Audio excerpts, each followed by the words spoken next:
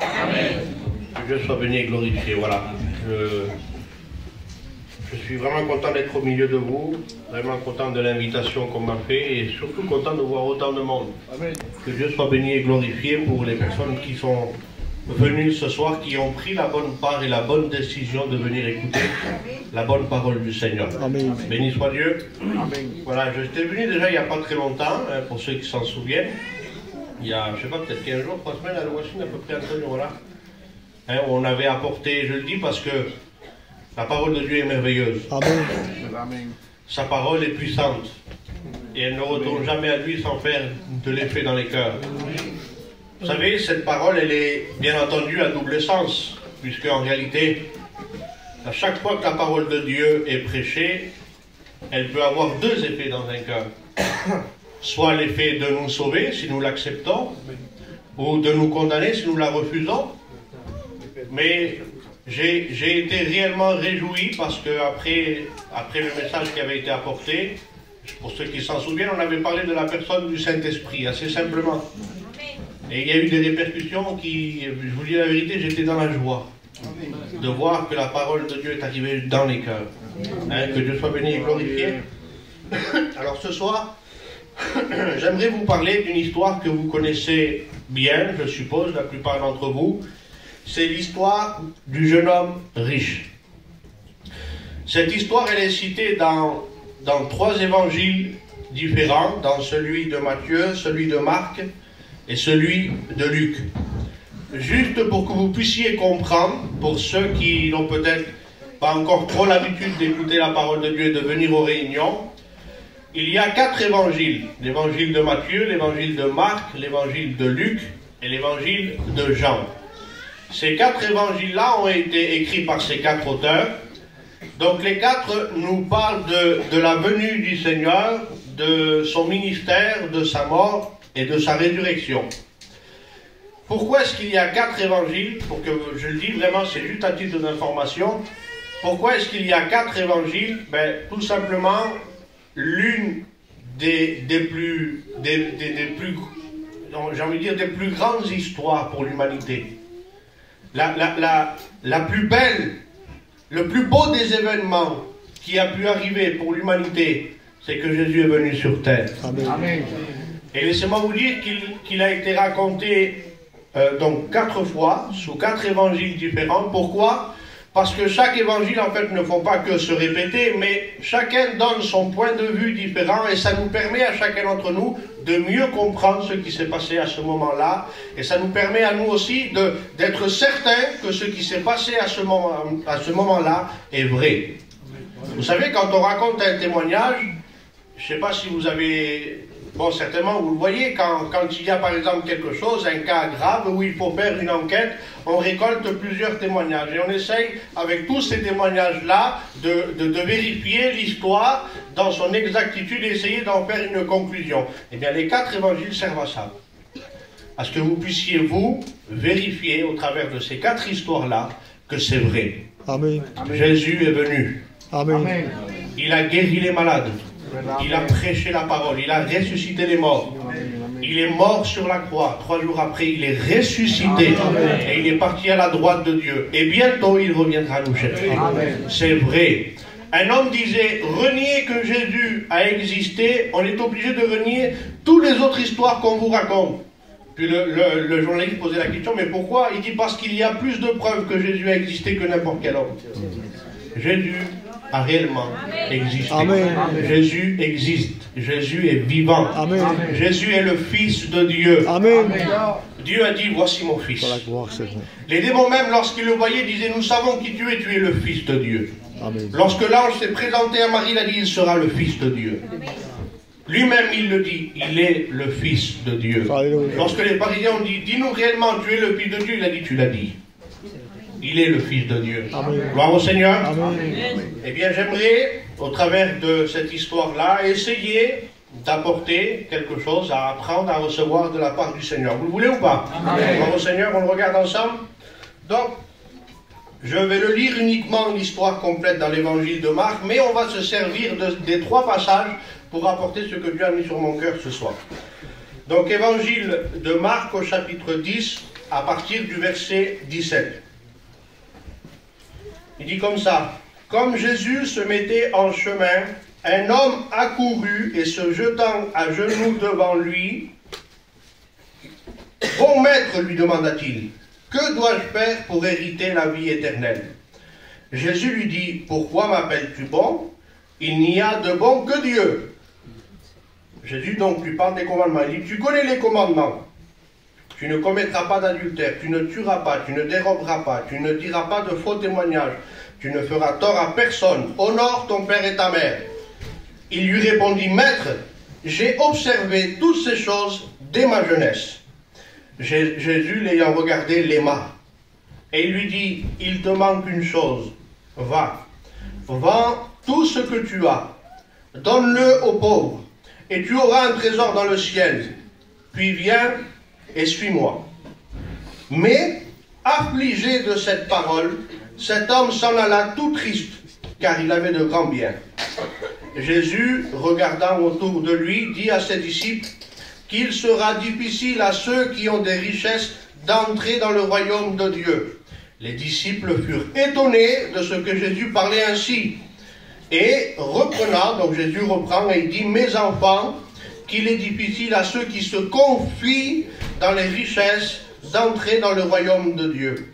Il est plus facile à un chameau de passer par le trou d'une aiguille qu'à un riche d'entrer dans le royaume de Dieu. » Les disciples furent encore plus étonnés. Et ils se dirent les uns les autres, « Mais alors qui peut être sauvé ?» Jésus leur regarda et leur dit, « Cela est impossible aux hommes, mais non à Dieu. Amen. Car tout est possible à Dieu. » Amen. Gloire au Seigneur. Amen.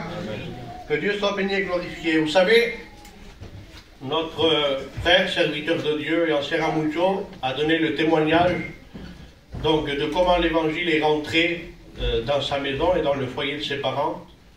Et je disais au frère, lorsqu'il parlait de son père qui était pris par l'alcool, je disais au frère, il a tapé dans le mille.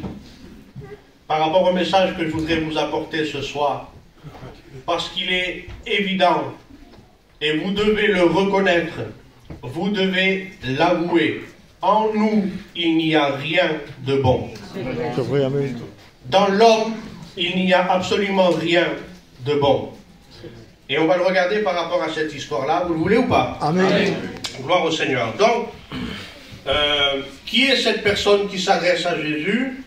Dans le livre de Matthieu, il dira un homme, comme dans l'évangile de Marc. Donc, un homme s'approcha de Jésus. Mais au verset 20 et au verset 22 de l'évangile de Matthieu, il va donner un autre détail. Il dira ce jeune homme. Donc, c'était quelqu'un qui était jeune.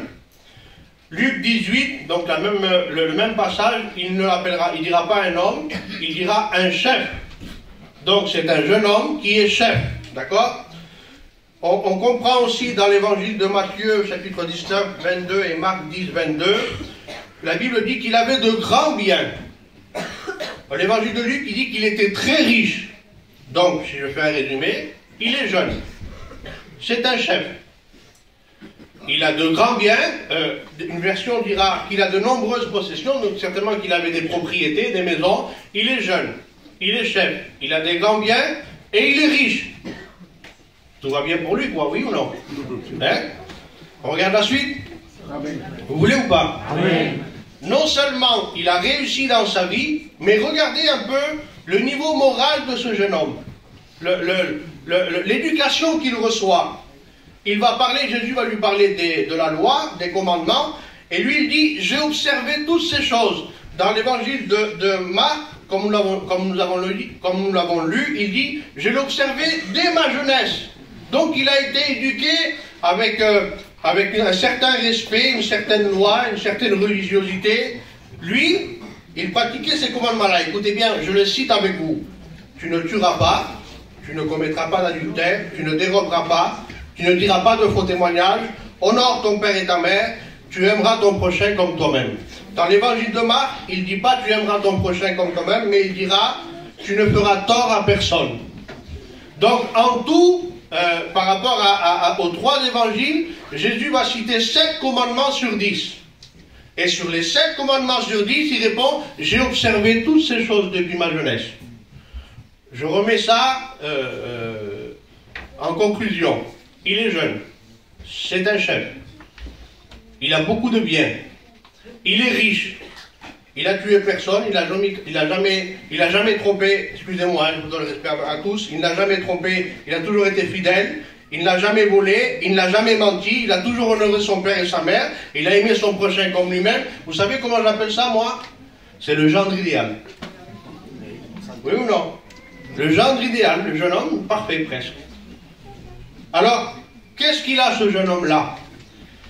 La Bible nous dit qu'il va s'approcher de Jésus. Dans les 3 évangiles, il va le dire de 3 manières différentes. Dans l'évangile de Matthieu, il va dire qu'il s'approcha. Dans l'évangile de Marc, il dit qu'il courut se jetant à genoux. Et dans l'évangile de Luc, il dira qu'il va l'interroger. Regardez bien, ça ne s'oppose pas. On peut très bien conjuguer les 3 façons. Hein? On peut dire qu'il s'approche, il voit Jésus, il vient en courant, il se jette par terre et il l'interroge. Gloire au Seigneur. Amen. Béni soit Dieu.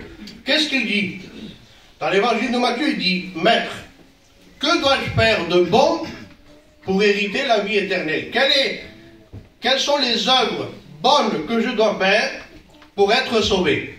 La réponse de Jésus, on reste toujours dans l'évangile de Matthieu, il dit, pourquoi m'interroges-tu sur ce qui est bon?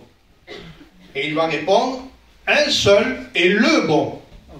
En voulant dire ce qui est bon, c'est pas quelque chose, c'est quelqu'un. Oui ou non? Amen. À un moment donné, le psalmiste, il va dire, qui nous fera voir le bonheur? Et c'est important. Le premier mot, c'est qui nous fera voir le bonheur, et pas qu'est-ce qui nous fera voir le bonheur. Parce que c'est pas quelque chose, c'est quelqu'un. Amen. Et cette personne, c'est Jésus. Amen. Gloire au Seigneur.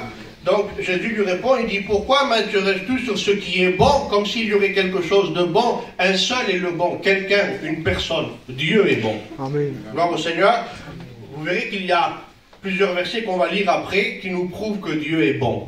Dans les autres évangiles, il ne va pas lui demander qu'est-ce que je dois faire de bon pour être sauvé, mais il va appeler Jésus bon maître.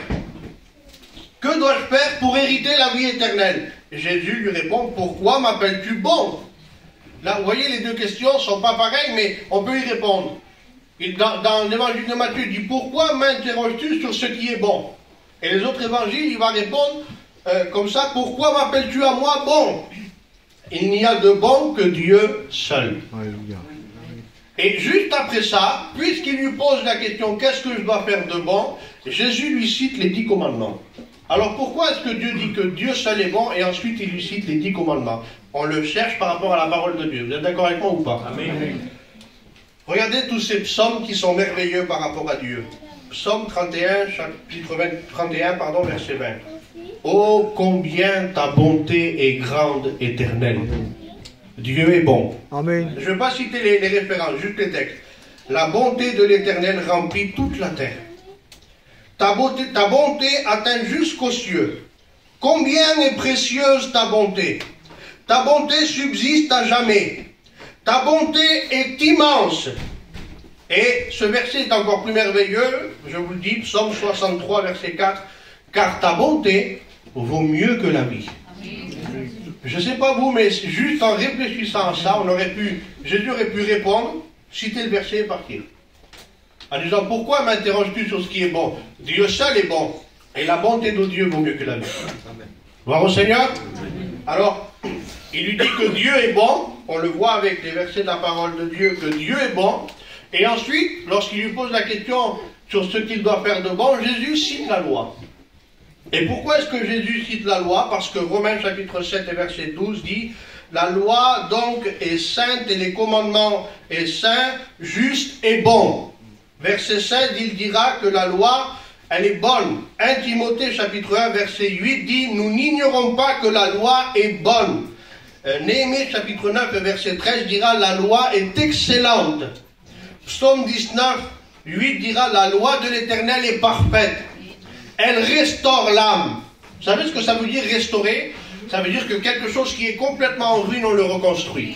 Eh bien, la loi a cette capacité de restaurer l'âme, d'après ce que nous dit le psaume, chapitre 19 et verset 8. Donc, Jésus est en train de lui dire, tu veux savoir ce qui est bon? Dieu est bon et sa loi est bonne. Maintenant, on en vient à lui, au jeune homme. Parce que si vous pensez, sachant que Dieu est bon et que sa loi est bonne, ô jeune homme, si tu penses qu'il y a quelque chose de bon en toi, que ce soit Dieu ou que ce soit la loi, voici ce que dit Romains chapitre 7 et verset 18. Ce qui est bon, et Paul parle au nom de nous tous, ce qui est bon, je le sais, n'habite pas en moi. C'est-à-dire dans ma chair. J'ai la volonté, mais j'en ai pas le pouvoir. Le père de notre père disait qu'il aurait bien voulu arrêter de boire. Il n'y arrivait pas. J'aimerais vous dire que chacun d'entre nous, Dieu plonge les regards sur terre et il dit que tous sont pécheurs et privés de la gloire de Dieu. Les pensées de l'homme se tournent chaque jour vers le mal. En nous, il n'y a rien de bon. Ce qui est bon, on le sait. Ce qu'on devrait faire, on le sait. J'en ai la volonté, mais je n'ai pas la capacité. Jeune homme, j'aimerais te dire quelque chose. Tu me poses la question, je me mets à la place de Jésus, j'engage la conversation. Tu veux savoir ce qui est bon, ça n'est pas en toi. Tu veux faire quelque chose de bon, ça n'existe pas en toi. Dans l'homme, il n'y a absolument rien de bon. Écoutez-moi, essayez de pratiquer toutes les exigences de Dieu, vous allez vous casser le bout du nez. Si vous pensez que vous allez arriver à mettre en pratique toutes les ordonnances de Dieu, comme disait un frère que j'aimais beaucoup, je dis ça parce qu'il est maintenant auprès du Seigneur, il dit, tu t'es mis le doigt dans l'œil jusqu'au coude. Tu te trompes complètement. Il est impossible, parce que Dieu, écoutez-moi, à Dieu on ne cache rien. Il a des yeux comme des flammes de feu. Amen. Il dit, peu importe où est-ce que je me mets, je ne peux pas fuir loin de ton esprit. Tu me vois, tu y es. Et quand, d'un seul regard, Dieu commence à regarder la terre, mais écoutez-moi, il ne regarde pas à l'apparence. Nous, on regarde à l'apparence ce jeune homme, il est jeune, il est chef, il est riche, il a beaucoup de biens, il pratique 7 commandements sur 10, ça y est, il est sauvé. Mais Jésus commence à regarder au cœur. Rien n'est caché à Dieu. Il regarde à l'intérieur du cœur et il dit, il n'y a pas un seul juste. Tous sont pécheurs et privés de la gloire de Dieu. J'aimerais vous dire quelque chose. Vous savez pourquoi le jeune homme est venu devant Dieu? Parce que même qu'il était jeune, chef, riche, tout ce que vous voulez vous, en lui, il lui manquait l'assurance du salut. Et lui, quand il vient vers Jésus, en réalité, moi, c'est mon opinion. Je ne pense pas qu'il venait vers Jésus pour que Jésus lui apporte une réponse. Moi, je pense qu'il venait vers Jésus pour que Jésus valide et dise, oh, c'est bon, t'es sauvé, toi. Mais par les œuvres, on ne peut pas être sauvé. C'est vrai, amen. Écoutez-moi, je parle aux amis qui pensent, au travers d'autres religions, qu'il faut pratiquer les œuvres pour être sauvé. Personne, la Bible le dit, Dieu le dit, nul ne peut être sauvé par les œuvres de la loi, c'est pas possible, on n'y arrive pas. Écoutez-moi, c'est pas que la loi est mauvaise, elle est parfaite, elle restaure l'âme. Mais nous, face à cette loi, cette exigence, on n'a pas la capacité de répondre à ces exigences. On n'a pas la possibilité. Écoutez-moi, on est charnel, vendu au péché. C'est attaché, c'est une loi qui est en nous. C'est pas la peine d'essayer, mon frère, ma soeur, mon ami, tu n'y arriveras pas. Alléluia. Et le salaire du péché, c'est la mort. Tel que tu es, le salaire, ton salaire, ce qui t'attend, ce que tu vas avoir, c'est la mort. L'âme qui pêche, c'est celle qui mourra. La seule issue pour ces jeunes hommes-là, tu penses que tu peux faire quelque chose de bon pour être sauvé, je te le dis, t'es perdu. La preuve que tu n'y arrives pas, Jésus va lui dire, écoute, tu veux être parfait, l'évangile de Luc, il va dire, tu veux être parfait, tu veux être sans défaut, vends tout ce que tu as. Donne-le aux pauvres, distribue tout, et viens et suis-moi. Face à cette réalité, le jeune homme... Écoutez-moi, même si Jésus lui a cité 7 commandements sur 10, à un moment donné, le premier des commandements, écoute, ô Israël, tu aimeras ton Dieu de tout ton cœur, de toute ton âme, de toute ta force, de toute ta pensée. Ça veut dire quoi? Que rien ne prend la place de Dieu. Si Dieu dit quelque chose, ça prend toute la place. Alléluia. J'ouvre une petite parenthèse par rapport à ça, je le dis quand même parce que j'y suis.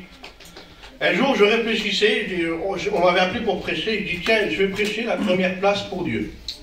Il faut donner la première place à Dieu. Et je m'assois, je cherche dans la parole de Dieu. Le premier verset qui me vient à l'esprit, c'est « Cherchez premièrement le royaume des cieux et sa justice, et ce que vous avez besoin vous sera donné. Mais je tombe comme face à un mur. Parce que je réfléchis au verset, il dit, cherchez premièrement le royaume des cieux. Donc oui, la première chose à faire, c'est chercher Dieu. Mais il dit que le reste, on ne l'a pas cherché, il nous l'a donné. Donc j'ai à chercher Dieu, le reste, je n'ai pas à le chercher. Et quand je dis ça, je sens que Dieu parle dans mon esprit, il dit, tu veux me donner la première place? Je dis oui. Il dit, à qui tu vas donner la deuxième place? Au matériel? Et là j'ai réfléchi, je dis, non Seigneur, je veux te la donner à toi. Et c'est comme si dans mon cœur Dieu me parlait et me disait, moi je veux la première, la deuxième, la troisième, la quatrième. Je veux toute la place. Alléluia. Gloire au Seigneur. Amen. Ferme la parenthèse, je reviens au verset. Le jeune homme ne peut pas mettre en pratique ce premier commandement. Avant Dieu, il y avait sa richesse. Avant Dieu, il y avait ses biens. La Bible dit qu'il partit tout triste parce qu'il avait de grands biens. Il refuse de renoncer à ses biens.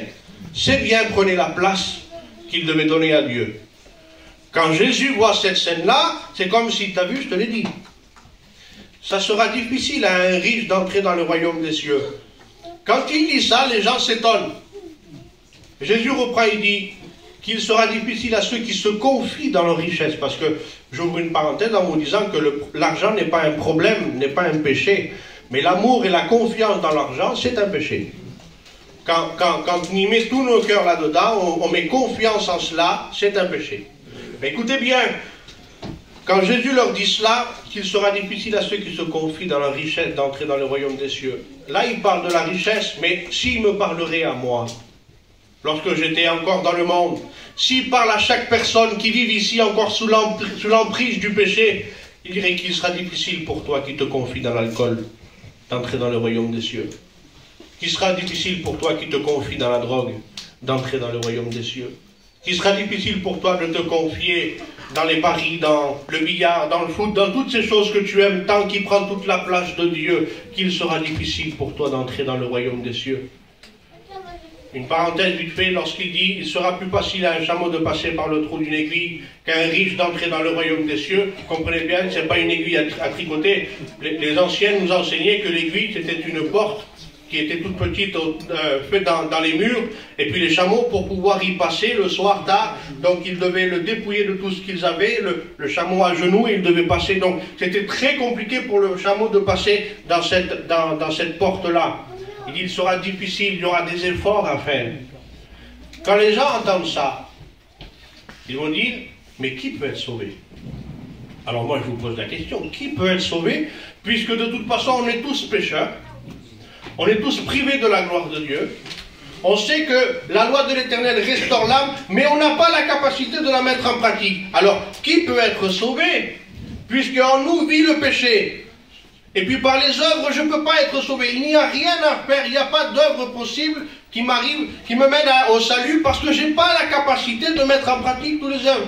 Eh bien, Jésus répond, pour les hommes, ce n'est pas possible. Mais pour Dieu. Amen. Amen. Parce que Dieu a tant aimé le monde qu'il a donné son Fils unique. Plus par les œuvres, mais afin que quiconque croise en lui ne périsse pas, mais qu'il ait la vie éternelle. Amen. Jésus est venu et il a accompli toutes les exigences de Dieu. Pour toi, parce que toi tu n'es pas capable de le faire.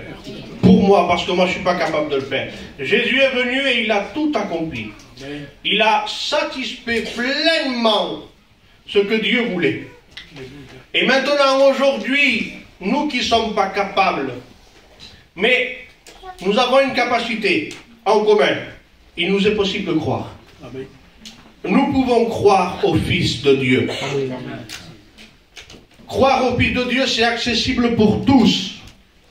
Ne dis pas, oui, mais ça, j'y arriverai pas. Vous savez, il y a souvent des personnes qui parlent et qui disent, je terminerai avec ça. Vous savez, j'ai essayé de concentrer le message au plus vite. J'y suis arrivé, merci Seigneur. Il y a beaucoup de personnes qui disent, mais ça va être compliqué pour moi. Avant de m'approcher de Dieu, je voudrais arrêter de fumer, je voudrais arrêter de faire ceci, je voudrais arrêter de faire cela. Vous savez, Zachée, il n'a pas tout abandonné avant de recevoir Jésus dans sa maison. Hein. Il avait simplement le désir dans son cœur de voir qui était Jésus. Jésus, il ne peut pas faire autrement que s'arrêter. Si quelqu'un a le désir de voir qui est Jésus, Jésus ne peut pas faire autrement que s'arrêter ce soir. Et puis il ne va pas dire à Zachée, non Zachée, chez toi je ne peux pas y aller, mon... Excuse-moi. T'es un voleur, t'es un traître, t'es le chef de publicain. Le canapé qui est chez toi, je ne peux pas m'asseoir dessus, tu l'as pas gagné honnêtement. Vous savez que les publicains, ils demandaient toujours plus que leur salaire, c'est ce que Jean le Baptiste va dire lorsqu'ils viennent au baptême, et ils vont dire, et nous, qu'est-ce qu'on doit faire? Jean le Baptiste va dire, n'exigez rien au-delà de votre solde. Ça veut dire que quand ils n'en avaient pas assez avec leur salaire, ils volaient aux gens. Alors ces personnes, comme Zachée qui était voleur, Jésus ne va pas dire, non, t'es voleur, je ne peux pas venir chez toi. Mais Jésus voit dans notre cœur le désir de le chercher, et il se laisse trouver par ceux qui le cherchent. Jésus est rentré dans la maison de Zachée, puis certainement, je l'imagine, il y a eu une conversation qui s'est faite. Zachée a appris à connaître Jésus, il a dit, attends, maintenant que je te connais, maintenant que tu as changé ma vie, je vais rendre l'argent aux pauvres. Je vais rendre l'argent à qui je lui ai volé. Et Jésus dit, écoutez bien, il termine en disant, le Fils de l'homme est venu chercher ceux qui étaient perdus. Donc si tu veux toi te nettoyer et te sauver avant que Jésus te sauve, c'est pas possible. Ça marche pas. Tu es perdu, tu es pécheur, j'ai une bonne nouvelle, Jésus est venu pour toi. Amen. Comme l'exemple que je donne qui est si simple.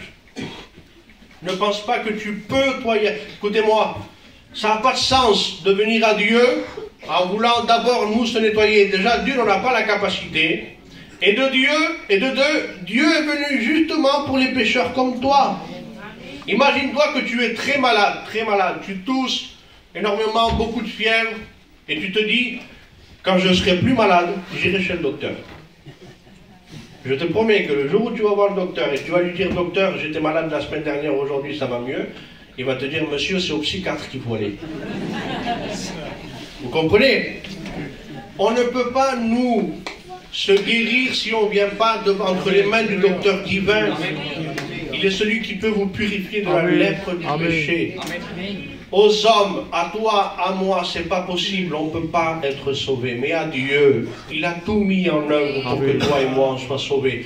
De même que Moïse éleva le serpent dans le désert, et puis ceux qui regardaient le serpent étaient sauvés. De même, le Fils de l'homme, Jésus, a été élevé entre ciel et terre. Tous ceux qui regardent à la croix seront sauvés. Il est mort et il est ressuscité pour nous justifier. Jésus est ton sauveur. Jésus est venu te sauver. Vous savez ce que ça veut dire? Quand quelqu'un vient nous sauver, c'est qu'on est dans un drôle de pétrin. On est dans une drôle de situation. On va mourir. Jésus est venu pour vous sauver, afin que quiconque croise en lui ne périsse pas, mais qu'il ait la vie éternelle. Amen. Gloire au Seigneur. Béni soit Dieu. Amen. Vous avez compris le message? Amen. Alors on va tous baisser nos têtes. Vous savez quoi, je ne fais jamais d'appel, et ce soir j'ai envie d'en faire un. C'est pas la peine de regarder ton voisin, ta voisine. Je vais te dire mon expérience, moi. La toute première fois que j'ai fait mon expérience avec Dieu, j'avais mes cousins qui étaient à côté de moi. Et lorsque le serviteur de Dieu faisait l'appel, j'attendais que mon cousin lève la main pour moi aussi lever la main. Mais ce que je ne savais pas, c'est que mon cousin à côté, il attendait que moi je lève la main pour que lui lève la main. On pouvait attendre des heures comme ça. Et puis à un moment donné, à une autre réunion, j'étais assis à côté d'un oncle à moi, chrétien. Et il m'a regardé et il me dit, je sens que tu as envie de te lever. Je n'ai pas menti, c'est mon oncle, je le connais, et il me connaît encore mieux. Je dis, oui, c'est vrai, tonton. Il dit, pourquoi tu ne te lèves pas? Je dis, j'y arrive pas. Il me dit, écoute-moi, il n'y a pas de nom qui a été donné au-dessus de tout ce nom-là que celui de Jésus. Jésus est le nom qui est au-dessus de tous les noms. Amen. Demande à Jésus de t'aider. Alors si, dans cette soirée, il y a des personnes qui ont compris qu'ils sont pécheurs et qu'ils ne peuvent faire aucune œuvre qui pourrait les sauver, mais qui ont compris que Jésus a tout accompli pour eux, et qui voudraient, oui, faire partie du ciel. Ils voudraient faire partie des enfants de Dieu. Je ne te demande pas pour essayer de compter, pour faire quoi que ce soit, mais moi je suis là juste pour t'aider. Avec mes frères serviteurs de Dieu, on voudrait juste prier, élever la voix, afin que tu puisses, toi, avoir ces forces nécessaires pour venir à Dieu. Prier pour que le Saint-Esprit te révèle. Priez pour que le Saint-Esprit te convainc de péché, de justice et de jugement. On veut juste te donner un coup de main. Alors s'il y a quelqu'un qui voudrait un coup de main ce soir, pour vous approcher du Seigneur, levez votre main à votre place.